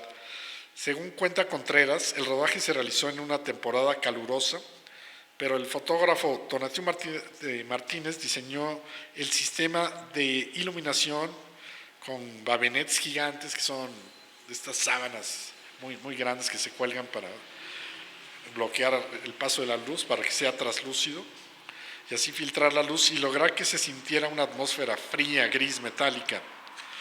Los actores debían usar chamarras y bufandas, aunque se estaban asando. Era parte del andamiaje de crear esa realidad para la ficción. Esto se aplica a los colores, texturas, ambientación, mobiliario, tapices, vestuarios, seleccionados para crear sensación de frío, distancia y monotonía, representada, por ejemplo, en una locación que aparece al inicio del film, una bodega de fotocopiadoras que parece un ejército de máquinas durmientes que simboliza el espíritu de sus personajes, gente de trabajo que espera que algo ocurra en sus vidas.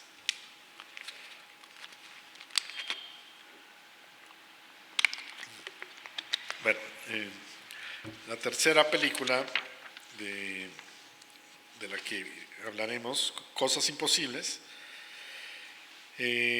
completa hasta el momento esta trilogía que yo he llamado la trilogía, la poética de los perdedores de Ernesto Contreras, junto con Párpados Azules y Las Oscuras Primaveras. En Cosas Imposibles el cineasta cuenta otra fábula urbana acerca de Matilde, Nora Velázquez, una mujer de la tercera edad que vive sola en un departamento de estas enormes unidades habitacionales que tiene la ciudad. Tiene poco tiempo de haber enviudado y aún se siente atormentada por las apariciones fantasmales de Porfirio, Salvador Garcini, que es el que lo interpreta, su esposo muerto, quien la maltrata todo el tiempo, pues como adivinamos que lo hacía en la vida, ¿no? La pobre mujer que vive sola con su gato se encuentra en situación precaria, pues ha perdido también la pensión de su marido a causa de la liquidación de la empresa paraestatal donde trabaja. Es un eco de la compañía de Luz y Fuerza.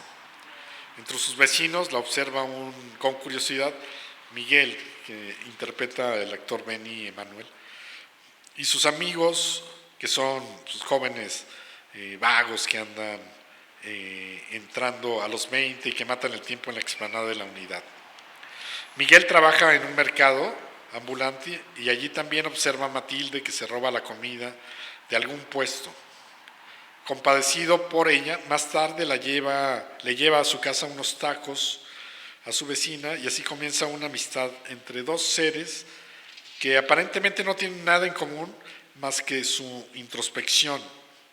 Con ese frágil y poderoso vínculo, Matilde y Miguel se ayudan, se complementan y se impulsan para que cada uno rompa las anclas que los detienen en la vida.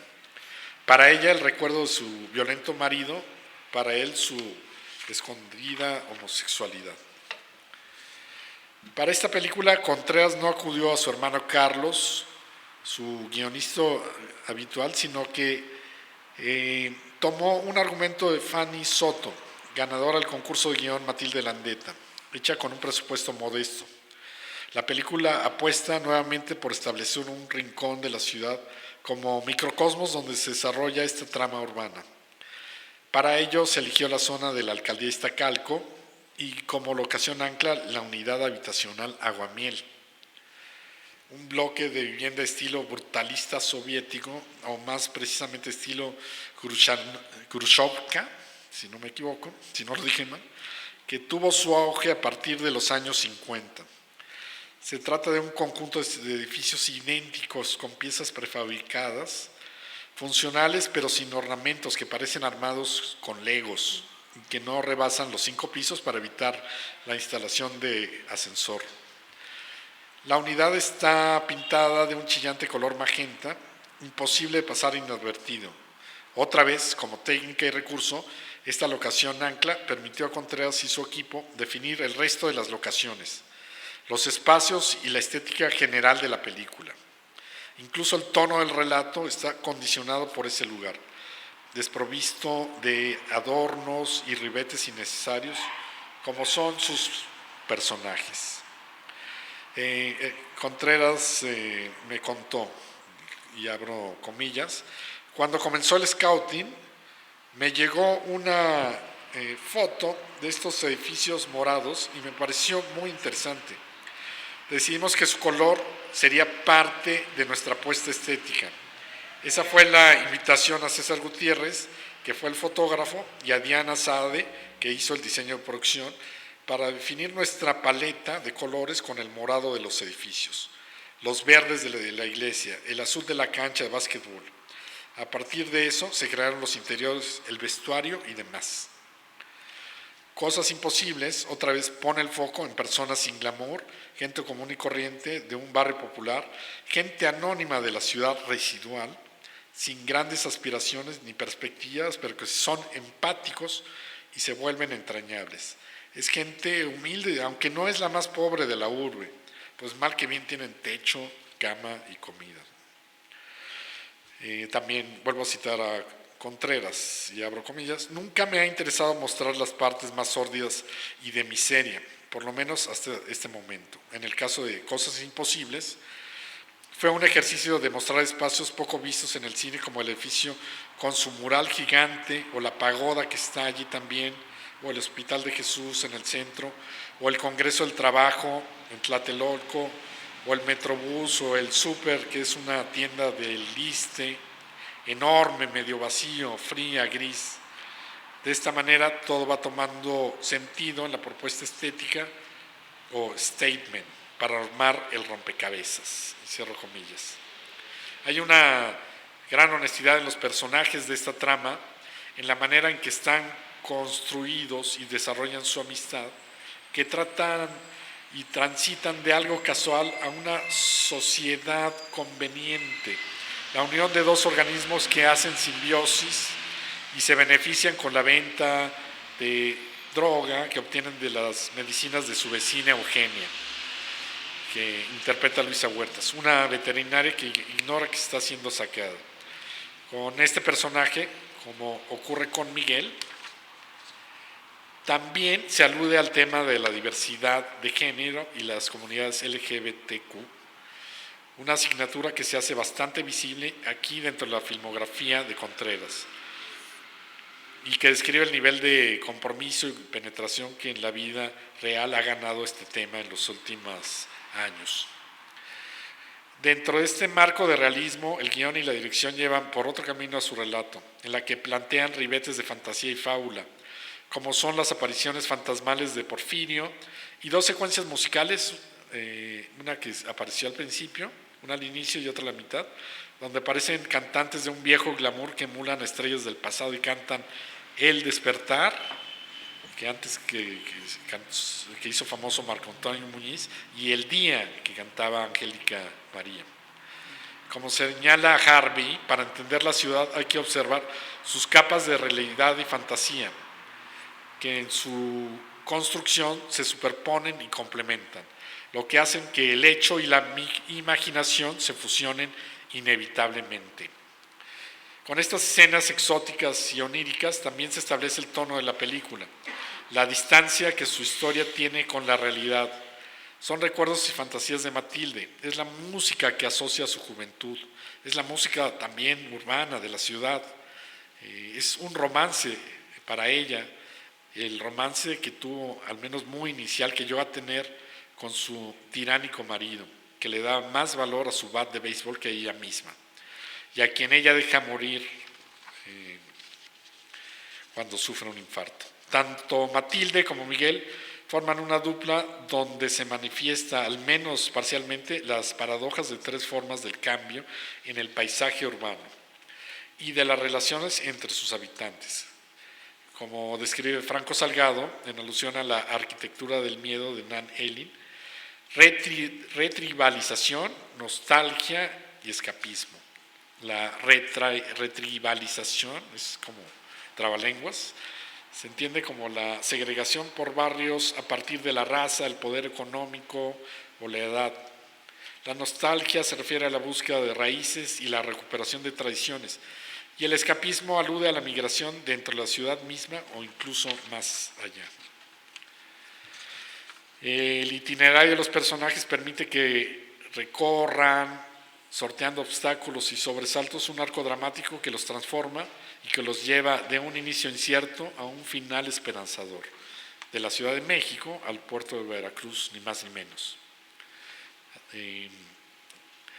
Bueno, a manera de conclusión, en las tres películas de Contreras revisadas, bien puede revelarse una relectura de la Ciudad de México bajo los términos de la posmodernidad, una ciudad ecléctica del siglo XXI que es habitada por personajes anónimos, desencantados y antiheroicos, sobrevivientes del fracaso de las utopías, náufragos de los grandes relatos, como decretó Jean-François Lyotard,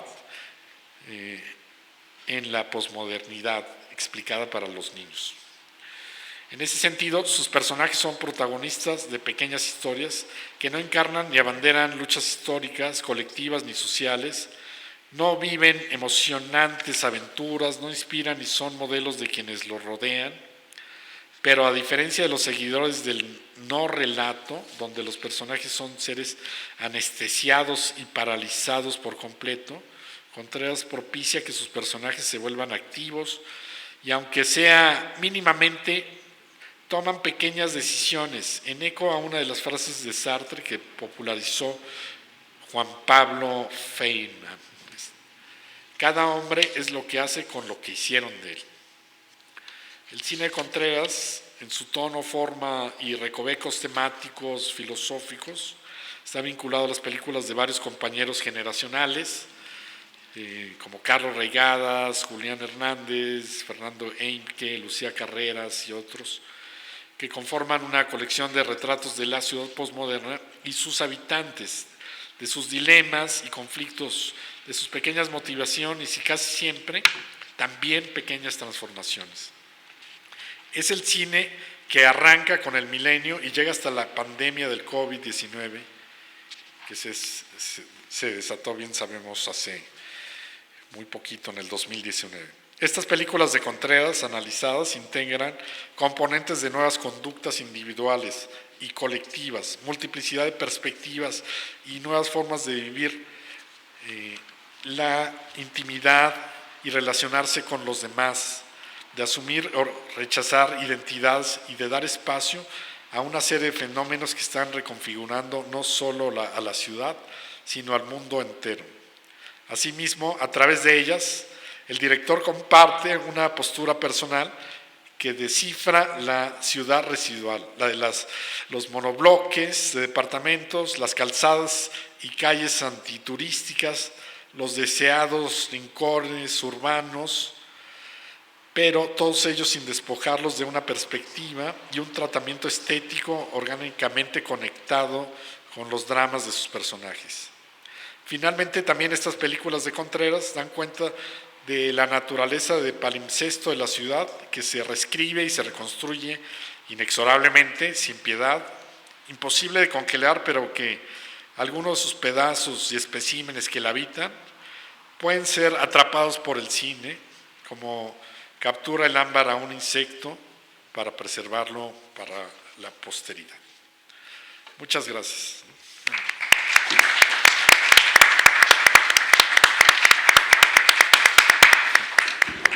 Muchas gracias. Antes de darle la palabra al público, quisiera hacer algunos comentarios, algunas preguntas que han llegado por parte del público que nos sigue. Marcela Elizalde dice, habla sobre qué nos pueden comentar de la reproducción de la ciudad que la película Roma nos presenta de Cuarón, la Americana de México, que una vez fue. Lo dejamos como una pregunta. Luego, Mauricio Barrón se refiere al México distópico que aparece en las películas del futuro de Arnold Schwarzenegger. También recuerdo que en una película de Matt Damon se utilizó la ciudad de El Bordo el Bordo de Sochaca, para ver Los Ángeles del futuro, ¿no? Sí. Juan Núñez Guadarrama, que uno que nos sigue, es querido amigo, gracias por tus palabras. Enrique Barbosa habla sobre la película de James Bond, donde hay un parteaguas para él, porque es una ciudad que no había, la festiva de tradiciones mexicanas como el Día de Muertos, que ahora se hace cada año. O sea, el cine modifica a la realidad. Sí, también. Bueno, Roberto Villarreal felicita mucho a Elisa Lozano por su texto bien documentado, conciso y con sustento histórico. Yo también la felicito.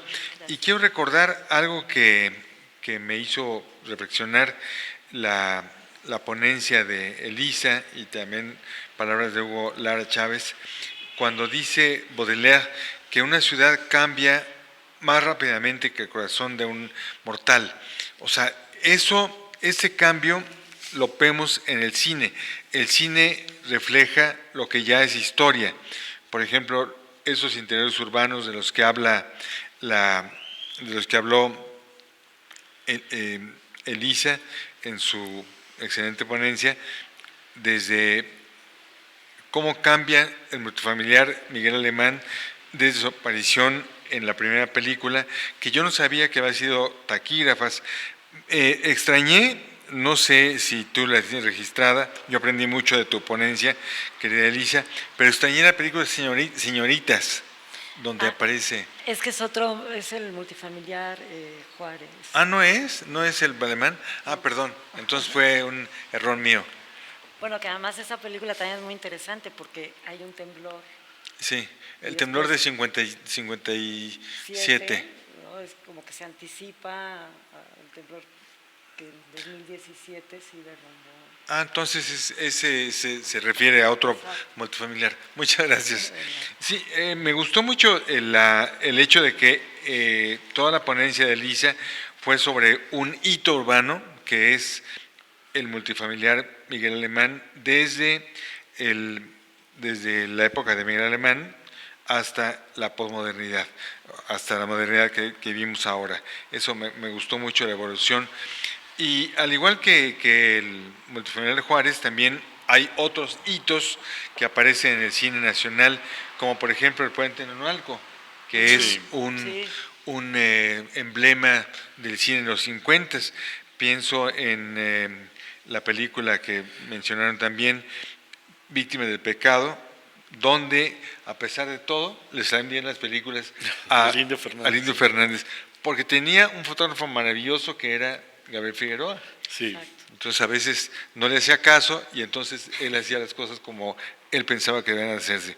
Y en el Puente Nonualco que pasaban los trenes donde saltaba la gente y se suicidaba. Exacto, y donde Juan Rulfo hizo una de sus mejores fotografías. Sí, también está esta película de, bueno, hay muchas, ¿no? Pero del Vaso por la calle. Del Vaso por la calle, donde la Ciudad de México aparece como personaje principal, y como personaje la Ciudad de México. Sí. Bueno, hay muchos comentarios que pueden hacerse, pero sobre todo lo que dice Hugo Lara, Una ciudad inventada por el cine, es el título de uno de sus libros, y me parece que es una poética de lo que él ha intentado toda su vida. La Ciudad de México es inventada por el cine, es recreada, aparece de diferentes formas y a través de la imagen cinematográfica también la podemos ver sus cambios, sus transformaciones, sus evoluciones a través del tiempo. Bueno, tenemos todavía tiempo para unas preguntas. No sé si primero damos la palabra al público asistente o comentarios, por favor.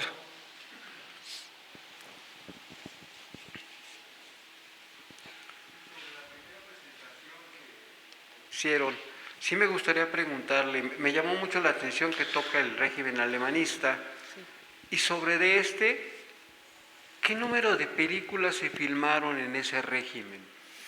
Pues mire, no tengo preciso el número, pero cientos, ¿no? Es una etapa muy prolífica, que se hacen más de 100 películas al año. Y le pregunto esto más que nada porque quería darme así como una pequeña idea, porque también yo me acuerdo que todavía en la década de los 70 eran arriba de 100 películas por año, en la década de los 70.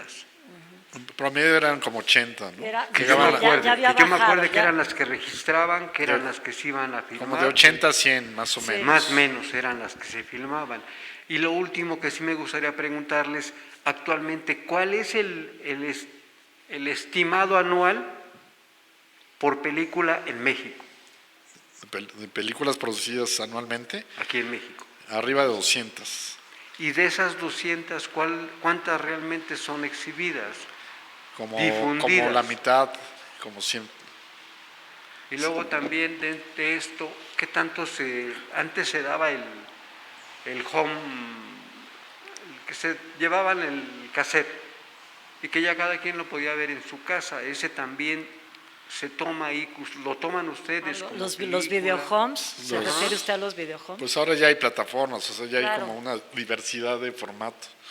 Pero hay un anuario estadístico que publica el IMCINE y donde se ponen todas las cifras de producción. O también el libro de García Riera, que sigue siendo un referente, consulta obligada, ¿no? De años anteriores, ¿no? Del 76 para atrás.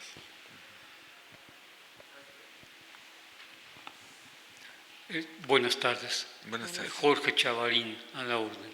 No sé si me salga un poco del tema, pero quisiera comentar que cuando... No, quisiera que no se saliera del tema, por favor. Si es el tema, sí, si no, no. No, es el tema del multifamiliar. No, entonces no. Alemán. Si no es el tema, no.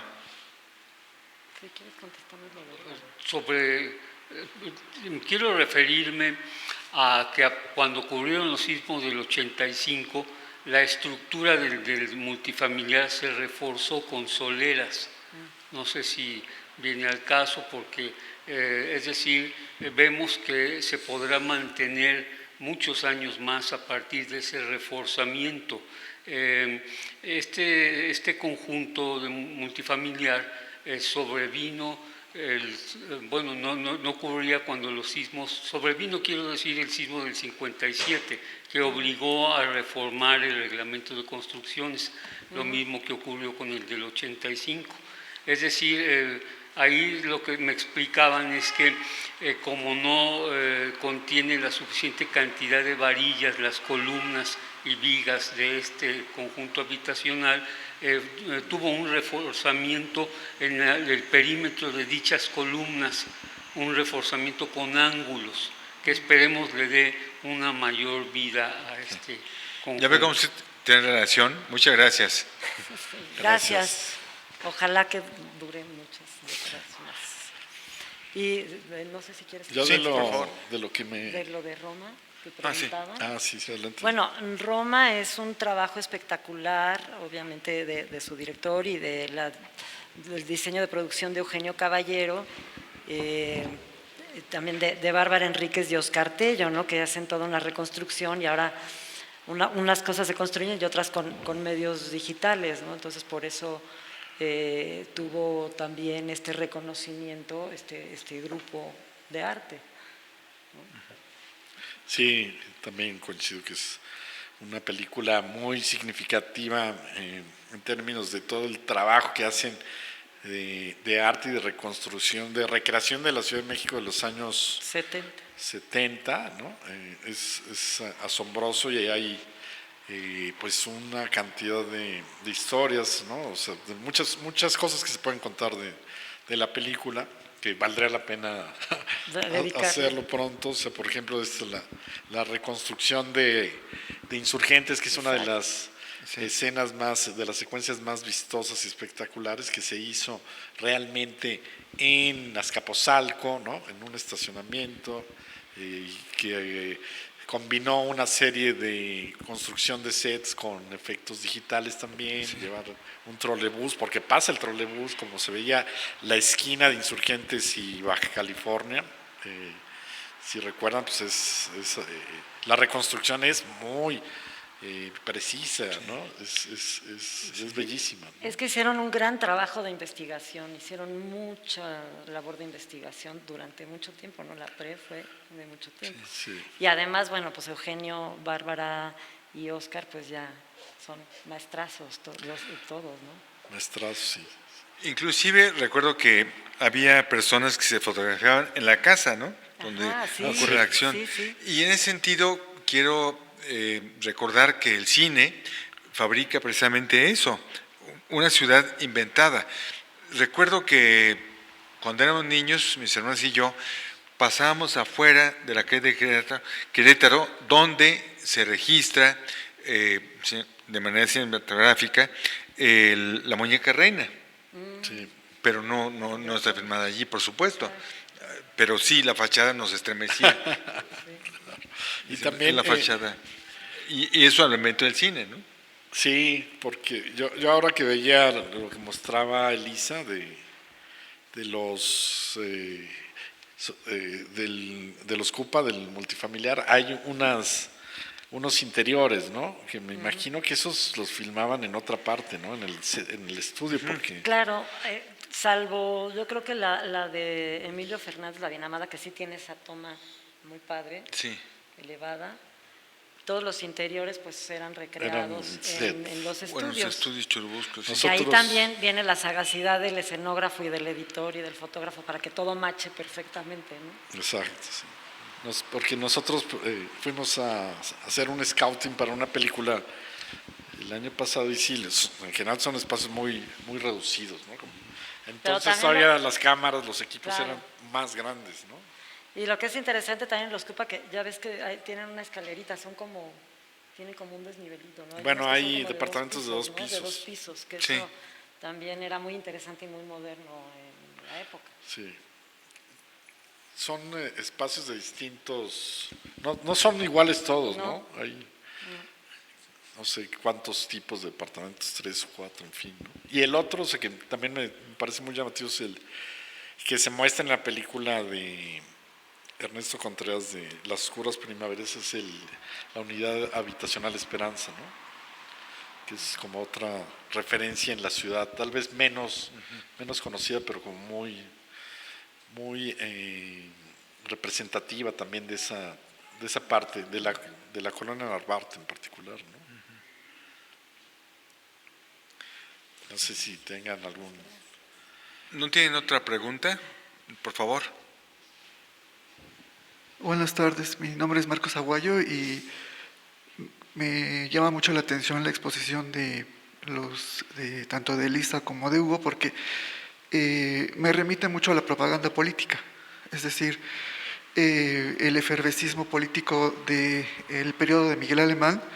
Vamos viendo un cine que va creciendo, pero llega en su etapa de decadencia en esta parte de la posmodernidad, y la pregunta es precisamente eso: ¿qué tanto es el tema de lo político en estas películas que, desde el nombre que señalan ahorita de la ciudad inventada, pues me parece que también son invenciones como políticas en este sentido? Entonces me gustaría un poco, pues va de la mano, considero, tanto lo político y las ciudades inventadas, ¿no? Bueno, pues bueno, claro, obviamente la situación política siempre permea el cine, los sistemas de producción y las temáticas, ¿no? Y sí, en los años 50 particularmente hay una gran producción, pero la calidad de las películas disminuye, ¿no? Ya no hay tan buenos argumentistas, más o menos son los mismos actores, ¿no? Siguen siendo, pues como vimos aquí, Dolores del Río, obviamente María Félix, Pedro Armendáriz, Roberto Cañedo, que lo vimos. Todavía no surgen las nuevas figuras, entonces sí ya hay un desgaste absoluto en estos años. Digo que sí, la calidad es inversamente proporcional a la cantidad en esta década en particular. Y estas, pues eran obras de gobierno, ¿no? Que eran Sí. efectivamente obras de propaganda al mismo tiempo, y pues tan así que le ponían su propio nombre, ¿no? Si Miguel Alemán, ¿no? Exacto, ya bueno, es el colmo. Como ocurre con la unidad habitacional Tlatelolco, ¿no? Que igual tenía una gran imagen para el gobierno, representaba una gran imagen de modernidad y desarrollo previa a los Juegos Olímpicos, ¿no? Del Exacto. 68. Y hay películas, muchas que se ambientan en la unidad habitacional Tlatelolco, denotando, ¿no? Esta como modernidad, esa imagen de modernidad y hasta de glamour que se le quiere dar a las unidades, a estas unidades en su momento de estreno. Ya después se van a la decadencia, pero hay hasta una comedia, hay comedias románticas, ¿no? Julio Alemán con Silvia Pinal, Silvia ¿no? Pinal, Los ahí novios, en Tlatelolco, ¿no? con los novios. Exacto, que está filmada, y ahí sí se ve también el interior de un departamento. Sí, Y se ve toda la unidad, ¿no? Que ella llega sí, cargando, es cargando como... las cosas, entonces sí. hace todo el recorrido y se ve absolutamente todo, ¿no? Ajá, que es como a lo que se aspira, ¿no? O la gente común, el ciudadano común podía aspirar a tener un departamento así en Tlatelolco o en los Miguel Alemán, como en La Maldita Ciudad o en tantas películas, ¿no? Maldita Ciudad, no sé si está inspirada en la novela Los Fuereños de José Tomás de Cuéllar. Hay, No lo sé. creo que sí. La desconozco. Hay una parte que, o sea, Puede ser, una puede novela ser. que se desarrolla en 1890 y donde también es una familia que llega de Guadalajara a la capital y le pasan un montón de cosas. Pues puede ser, sí. Y al final es un sueño, ¿no? Ajá. Es un sueño Exacto, que sí. Sí. Sí, es Exacto. la misma premisa, ¿no? Bueno, aquí hay un par de preguntas que tienen relación en sí. Dan las gracias por haber compartido las películas y preguntan en cuál plataforma de streaming podemos ver las películas que acaban de exponer. Pues están en las más populares, seguramente. YouTube. ¿En YouTube? Muy bien. Sí, pues en Netflix, en Amazon Prime, en eso. También mencionan que Claro. en el documental Ale Lara dice que en el documental Elevador de Renan Ortiz de 2013 muestra desde la modernidad alemanista a la decadencia multifamiliar Miguel Alemán, muy recomendable e ilustrativo para el tema en la Ciudad de México. Sí, ¿Sí? No ¿Tú? lo conozco, pero Sí, es lo apuntaré para ver. un documental Elevador. sobre el elevadorista del multifamiliar que vive ahí mismo. O sea, tiene muchos años como elevadorista y además, justo por eso, pues se le hizo este documental, ¿no? Es un retrato. Bueno, hay muchos saludos de todas partes de la República, inclusive desde Rivera, Uruguay, saludos a todos, de Bogotá, Colombia, también saludan al público, a los participantes en la mesa.